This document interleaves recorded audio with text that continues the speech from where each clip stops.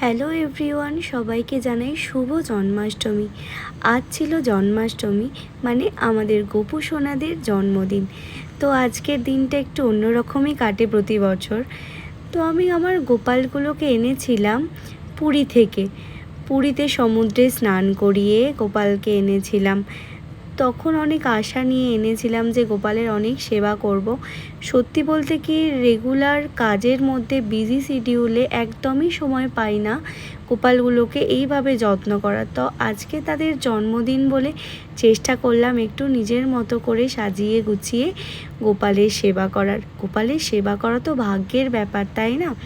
তো আমরা নিত্যদিনের কাজের মধ্যে একদমই সময় পাই না। তার উপর জানতে পারলাম আজকে লোকনাথ বাবার জন্মদিন। জানতাম আগে, কিন্তু ভুলে গিয়েছিলাম।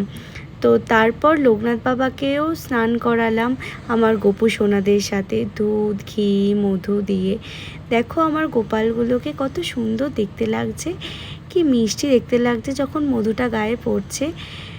গোপালগুলো সারা বছর ওয়েট করে থাকে এই পুজোটার জন্য, আর আমিও অনেক অনেক ওয়েট করে থাকি এই পুজোটার জন্য। কারণ এই পুজোর দিন আমি ছুটি নিয়ে, আজকে যদিও ছুটি ছিল আমার, বাট তাও অন্য সময় ছুটি নিয়ে আমি গোপুদের পুজো করি। আমার খুবই কাছের জিনিস এটা গোপু। রোজ রাতে ঘুম পাড়ানো থেকে আরম্ভ করে সকালের বেশিরভাগ পুজোটাই আমার মা করেন।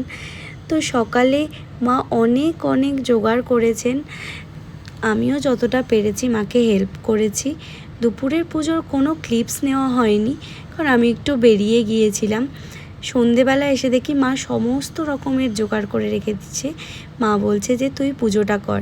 তো আমি তাড়াতাড়ি করে রেডি হয়ে পুজোটা করতে বসে গেলাম। জানি না কতটা কি করতে পেরেছি, বাট এটা মনে করি যে মনের ভক্তিটাই আসল।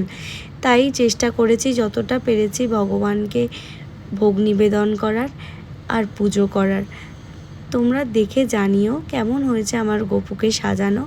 আর সব ঠাকুরেরই পুজোটা করেছি সন্ধেবেলা এসে। আমার মা তো সারা দিন অনেক কাজ করার পর অনেক ক্লান্ত হয়ে গেছে, তবুও মা এত কিছু জোগাড় করে রেখেছে আমার জন্য। আমার ফিরতে একটু লেট হয়ে গেছিলো, তাও কি করব, গোপুদেরকে তো আর অভুক্ত রাখতে পারি না। তাই তাড়াতাড়ি করে বসে গোপুদেরকে পুজো করে নিলাম, একটু আরতি করার চেষ্টা করলাম।